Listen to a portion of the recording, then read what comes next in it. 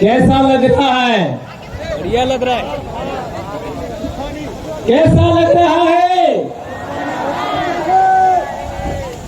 एक दिन था जब हमारे लोगों के चेहरे मुरझाए हुए थे, उदास उदास थे, यहाँ गाल में गड्ढे पड़ गए थे। हमारे समाज को चारों तरफ निराशा निराशा, कोई नहीं सुनता था। आज पालवी भीलों ने वो कारण खड़ा किया है कि सभी लोग आदिवासियों की जय जयकार कर रहे हैं। यह है जय जोहार का नारा। यदि आप भारत देश के मूल मालिक आदिवासियों की संतान हैं, यदि आप आदिवासियों के इस धरती के मूल मालिक होने के नाते आनुवंशिक वंशज हैं, तो आप लोगों को आज के बाद आदिवासियों की शिक्षा, आदिवासियों के स्वास्थ्य और आदिवासी राज कायम करने के लिए तन मन धन से लग जाना चाहिए। यह बात मैं कहना चाहता हूं दोस्तों। हमें गिराने के लिए कई लोगों ने क्या क्या नहीं कहा। कोई कहता था आदिवासी तो डेट का वसूल रहे, डेट का तोलो क्या भील तोलो। ये हमने गलत साबित कर दिया। आज हमने साबित करके दिखाया कि भारत देश का कोई शासक वर्ग बनने का असली हकदार है, भारत का कोई राजा बनने का असली हकदार है तो वो आदिवासी है। बाकी सब छोटे छोटे राजे रजवाड़े खत्म। कल तक लोग कहते थे कि आदिवासियों को तो केवल गुटखा खिला के मार देंगे, दारू पिला के मार देंगे।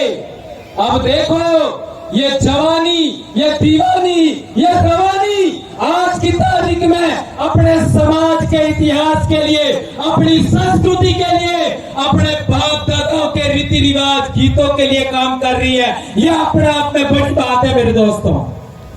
कौन कहता था कि 5 साल का बच्चा भी धोती पहनने को अपने आप में गर्व महसूस करेगा। कल तक हमने देखा बाजारों में पैंट शर्ट और छोटा मोटा क्या कहते थे विवाह में ढमका ड्रेस ऐसा करके लूटते थे। आज देख लीजिए साधारण धोती, साधारण कुर्ता और लड़कियां घाघरा चुन्नी पहन करके अपने आप को गर्व फील कर रही है कि हाँ मैं आदिवासी हूं, हाँ मैं भील हूं और मैं इस देश का मूल मालिक हूं। मेरे बाप दादे महान पूर्वज हुआ करते थे, इस पर गर्व कर रहे हैं। यह अपने आप में बड़ी बात है मेरे दोस्तों। कल तक हमारे बाप दादे कहते थे कि आदो आद ना धनी हमें भील अना देश ना धूल मूल धनी, लेकिन सभी लोग हम लोगों को नीचा समझते थे। हमारे आसपुर के इलाके में देखो, सलूमर के इलाके में देखो, हमारे लोगों को खाट पर नहीं बैठने देते थे। कल परसों जोधरी में एक मेरे भाई ने बताया कि हम छोटे थे तब बाल कटाने जाते थे और कोई गैर आदिवासी आ जाता तो आधा बाल काट करके हमको एक तरफ बिठाते थे और वो जो बाहर से आया उसका बाल दाढ़ी करके फिर वापस बिठाते थे। आज किसी माई के लाल की यह ताकत है क्या? कोई हमारे कारणों के सामने ऐसा करके दिखा सकता है क्या? कोई नहीं कर सकता। यह है असली सुरमाओं की ताकत। हमारे देश के अंदर हम लोगों ने देखा कि आदिवासी जिस बात को लेकर के खुश होता है, आदिवासी के चेहरे पर खुशी होने पर कई लोगों के पिछवाड़े में आग लग जाती है। हमारी खुशी रास नहीं आती। हमने तुम्हारे संगठनों में काम किया, हमने तुम्हारे धर्मों में काम किया, हमने तुम्हारी पार्टियों में काम किया, हमको तुम्हारी खुशी पर कभी कुछ नहीं हुआ। और तुम लोगों को हमारी खुशी रास नहीं आ रही है। ये बात हम लोग इसलिए कहना चाहते हैं कि हमारे समाज को कई लोगों ने कमतर आंका, लेकिन धरती बीज ने खाए, धरती बीज ने खाए। एक ने एक दाणो कोई न कोई माई नो लाल काढ़ियो पाको थाय और अणी धरती माते उभो थाय। और मेरा तो सौभाग्य है, लाखों आदिवासी मुझे मिले, समाज को जोड़ने वाले लाखों बहन बेटियां मिली जिन्होंने हमारे समाज के लिए काम किया। मेनका डामोर ने क्या गलत कहा था? मेनका डामोर जानते हैं ना, क्या गलत कहा था? हमारी आज भी दादियां जिंदा है, हमारी काकियां आज भी जिंदा है, हमारी भाभियां आज भी जिंदा है, हमारी भाभियां आज भी जिंदा है। ये सभी महिलाएं अपना सुहाग का निशानी किसको मानती है? आज भी अपने कोने मरी जाए तो पानी नारे जन हूं उतारा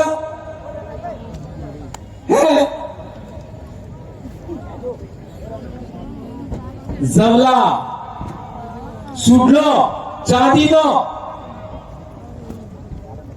मारे घेरवाड़ी ने बे चांदीनो जवला पेरावजा एवं वो होना ना भी पेरावी दो ए कोई काम नो ने है जी पणती दड़ चांदी ना जवला पेरावजा चूड़ी पेरावजी या कालो जाएगा तेनारे इस पानी नहीं आ रहे उतरे समझ में आ गई है। बाकी तो हीरा सवड़ावी ने पेरावी दो हसे कोई काम नो नहीं। शादी दाड़े जी जवला पेरावजा इसके अलावा नहीं। और हमारे काटे में जाते हैं लोग तो भी वही जवले पहन के जाते हैं, ये बात हमें याद रखनी है। और हमारी दादियां जिन्होंने शादी किया, दादियां शादी किया उस समय आप बोर पहनती थी, बोर। और मैं कहना चाहूंगा जिन भी बूढ़ी महिलाओं के आज की तारीख में बोर है, आने वाले साल वो बोर पहन के आनी है। क्या आप आओगे? और मैं सभी हमारी बहन बेटियां, मेरी बहुएं, मेरी भाभियां सबसे कहना चाहता हूं, और आपको वर है एक बोर जरूर लिया हो, बराबर? पेरी ना हो ये आपको पहनने। और जब आप और पहनते थे तो किसी दूसरे की जरूरत नहीं थी। जब पढ़ लिख गए तो हम लोग बोर नहीं पहनने लगे, इसलिए दूसरों का हमने स्वीकार कर दिया, इडली से दबा दी। यही तो मेनका जी ने कहा था, क्या गलत कहा था? और हमारी दादियां एक पारे का हरे हरे पारों का वो पहनते थे, इन्हों कहते सापकी या सूड़ी ऐसा कुछ कहते थे, वो पहनते थे, वो शादी में पहना जाता था। ये हमारे सुहाग की निशानी है, ये हमारी संस्कृति के लिए जरूरी है। और एक बार चिकवार सोरे हण के बात हूं, आपने लाड़ी गौर पढ़ने ते माड़वा में लाड़ी गौर ने कौन मिले? लाड़ी ने कौन मिले? मामा, बराबर है? लाड़ी ने गुदरे जहा माड़वा में मिलवानो अधिकार केनो है? मामा नो, बराबर है? अच्छा, वोर ने तोरण कौन पोके? हाहू ते पोके, फिर बुआ, फिर तो पहले कुआं की सुरजी। लाड़ी ने जे अड़म ले जे रे ई ढीलो करे। अणा बात गाम नी महिलाएं पसे बुआ, माँ जे, काकी, बाप जे, पसे हाहू माँ। तो वोर ने तोरणे पोकवानो अधिकार केनो है? हाहू नो, बराबर है? और आजकल एक नवो रिवाज आप जो है कि वो तोरणी आवे तई बना लाड़ी घेरमी ही आवे ने तोरणी जाई ने माला पहरावे वोर ने मोजारी पढ़ियो तो मार घेरवाली ने अंगली भी आटजी तो सही बड़ा आती बड़ा हावड़ा जाता ही बना। मैंने तो उसको देखा भी नहीं था। आती बड़ा बुआई हावड़ा जाओ तो ही बड़ा अंगली आटजी।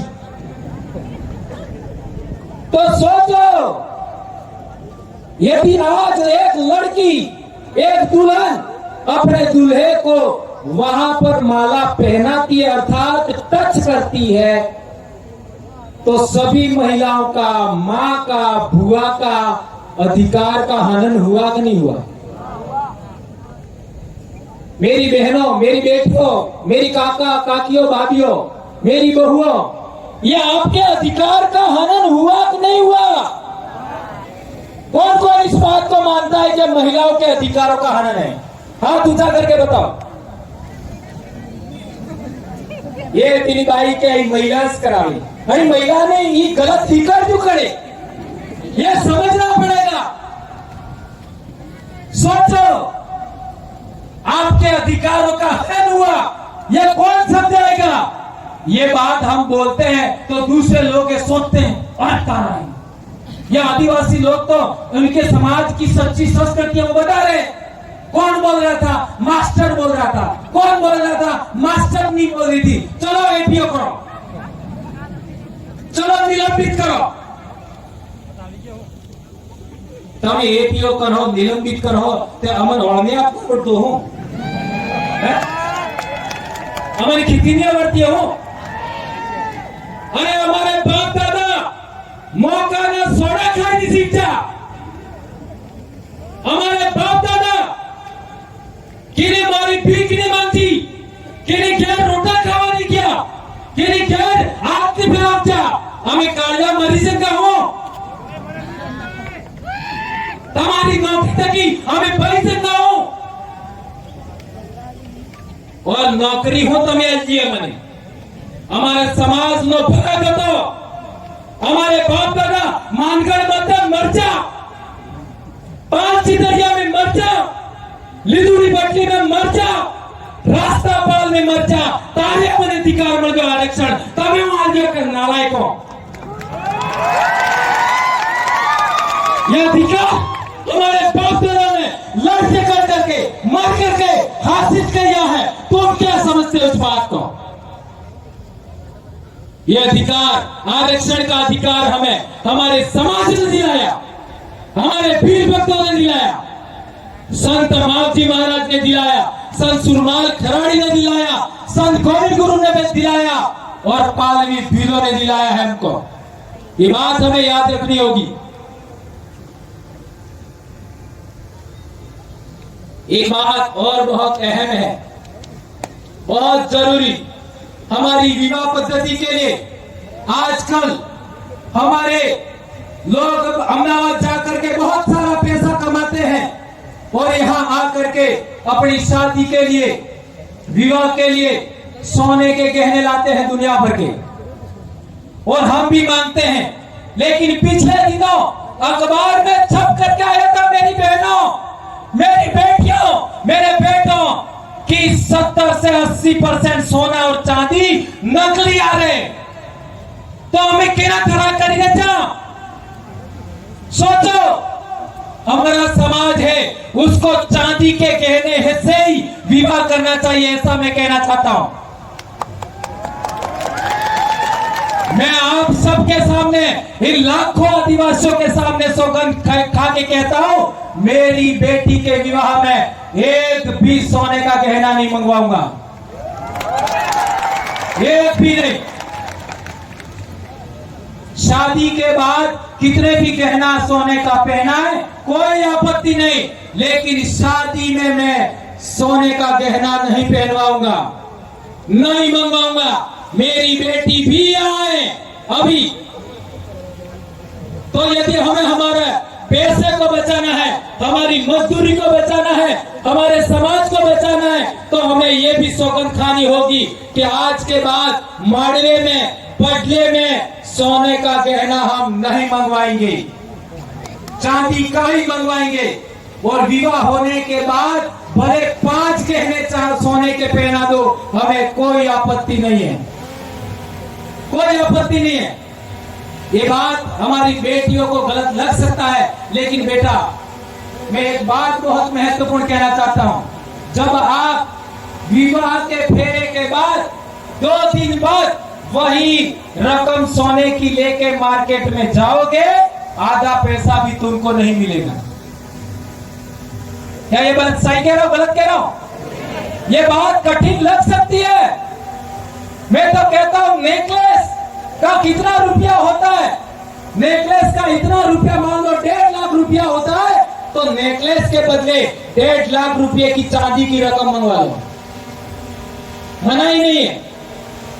लेकिन इस गलत रकमों में, इस नकली और मिलावटी चीजों के पीछे हमें नहीं भागना, ये कहना चाहता हूं। मेरे को पिछले साल बोलने में दिक्कत हो रही थी, मैं बीमार हो गया था और बहुत सारा, क्योंकि बोल बोल करके बहुत सारी चीजें, मेरी भी गलत आदतें थी। चाय भी पीता था और बहुत सारी ऊंचा नीचा था मामला, पर अब सारा मैं नहीं बताऊंगा। तो हॉस्पिटल गया मैं चंडीगढ़, तो वहां डॉक्टर ने मेरे को कहा आज के बाद चाय नहीं पीनी है। तो मैंने कहा ठीक है। गेहूं नहीं खाना है, तो मेरा माथा ठनका, यार गेहूं नहीं खाऊंगा तो क्या खाऊंगा। लेकिन डॉक्टर ने बताया पहले जो गेहूं होता था ऐसा गेहूं अब नहीं है। ये पंजाब हरियाणा से जो पेस्टिसाइड, उर्वरक, रासायनिक पदार्थों से जो गेहूं पक करके आता है वह बहुत ज्यादा जहरीला है और हमारे लिए बहुत सारा नुकसानदेह है। अब क्या है कि मेरे सामने दिक्कत होगी, अब खाऊंगा क्या, पर उन्होंने बताया नहीं। लेकिन हम जैसे जैसे 2-3 दिन गुजर गए तो उन्होंने हमको कोदरे के चावल खिलाए। कोदरा कड़े कड़े लीटा तो सो करो नहीं, ये लड़कियों ने नहीं देखे, जानबूझ के हाथ ऊंचा करे। कोदरों के चावल खिलाए, कांगड़ी के चावल खिलाए, मान की रोटी खिलाई, बाजरे की रोटी खिलाई। और आज मेरे में इतनी ताकत है कि प्रतापगढ़ से भी बोल करके आया हूं, पूरी भरी बारिश में बेड़ेश्वर तक बहुत भयंकर बारिश, और यहां करके भी बोल रहा हूं, ये ताकत मेरे में वापस आ गई। और आज की तारीख में हमारे बच्चे प्रार्थना में नीचे बैठ जाते हैं। इतना हमारा नुकसान हो गया। मैं ये कहना चाहता हूं कि जो बीपीएल का अनाज आता है वो भैंसों को खिला दो, पर डूबी रे तारी खबरा लेके गाय भैंस को खिला दो। आपको नहीं खाना है, मक्का खाइए, ज्वार खाइए, बाजरा खाइए, माल खाइए, कोदरा खाइए। ये जो मोटा अनाज है जिसको मिलेट्स कहते हैं वो हमें खाना है, पातरिया खाना है। लेकिन ये गलत चीजें हमको नहीं खानी है। मार्केट में मिलने वाला तेल भी सही नहीं है, मार्केट में मिलने वाला दूध भी सही नहीं है, घी सही नहीं है, मसाले भी सही नहीं है। और अब हमने फैसला लिया है कि हम लोग आने वाले मार्च अप्रैल तक आंध्र प्रदेश के आदिवासी जो मसाले पकाते हैं, हल्दी पकाते हैं, काली मिर्च उगाते हैं, चावल उगाते हैं, वो हम डूंगरपुर मंगवाने वाले हैं। और यही बात आदिवासियों को हम खाने के लिए हम लोग देने वाले हैं। आज स्कूलों में देख लो, आज स्कूलों में देख लो, बहुत गंभीर बात मैं उठा रहा हूं। चाहे कुछ भी हो जाए, ये बोले बगैर मैं नहीं रह सकता। यदि मैं नहीं बोला तो मैं भी मास्टर नहीं हूं, ऐसा कह सकते हो आप। 8वीं क्लास में, एक क्लास में 2-3 बच्चे स्कूल छोड़ देते, 8वीं क्लास में। 9वीं क्लास में 10 बच्चे स्कूल छोड़ देते, 10वीं क्लास में 15 बच्चे स्कूल छोड़ देते हैं। ये बात सही है गलत है? हर एक स्कूल में यही हाल है। 8वीं में 2-3 बच्चे, 9वीं में 10 बच्चे और 10वीं में 15 बच्चे स्कूल छोड़ देते हैं। और 10वीं के बाद बहुत कम छोड़ते हैं। इसका कारण क्या है? इसका कारण क्या है? आपने देखा होगा 8वीं क्लास નો સોરો ચાહે તમારો હોય કે મારો હોય ઈ ફેશન કરવાનું શરૂ કરે। વાળ ઓસા દેસા કપાવે, ओसा नेसा गोते फैशन करे, मेहंदी लगावे, है ऐसा नाटक करना 8वीं क्लास में बच्चा शुरू करता है। और जिस बच्चे को पाठ पढ़ना नहीं आता है 8वीं क्लास में, ध्यान रखना, बहुत गंभीर बात उठा रहा हूं मैं, जिस बच्चे को 8वीं तक पाठ पढ़ना नहीं आता है वह बच्चा अलग रास्ता चयन करता 8वीं क्लास में। और जिस बच्चे को पाठ पढ़ना आता है, माँ बाप ध्यान देते हैं, काका बाबा ध्यान देते हैं, टीचर ध्यान देते हैं, उस बच्चे का ध्यान अलग रास्ते की ओर मुड़ता है। 8वीं क्लास में 2 रास्ते स्टार्ट होते हैं, एक रास्ता मौज मस्ती का, एक रास्ता पढ़ाई का। जिन बच्चों को पाठ पढ़ना नहीं आता है वो अपने आप को गिल्टी महसूस करते हैं, शर्म महसूस करते हैं, वो मौज मस्ती की ओर मुड़ जाते हैं।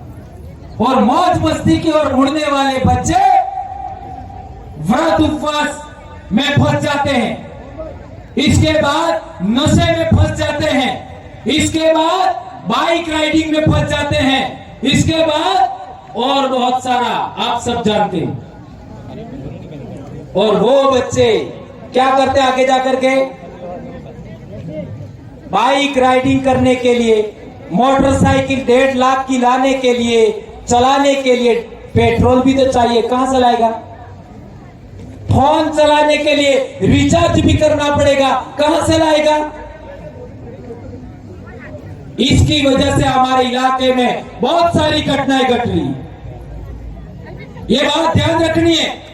इसलिए मैं कहना चाहता हूं कि जो बच्चा 18 साल से कम उम्र का है, आप यदि माता पिता है, उसको किसी भी सूरत में मोटरसाइकिल नहीं देनी है। नंबर 1, किसी भी सूरत में 18 साल से कम का बच्चा है उसको फोन नहीं देना है। मेरा बच्चा भी अभी 12वीं पास हो गया, मैंने फोन नहीं दिया, नहीं दिया।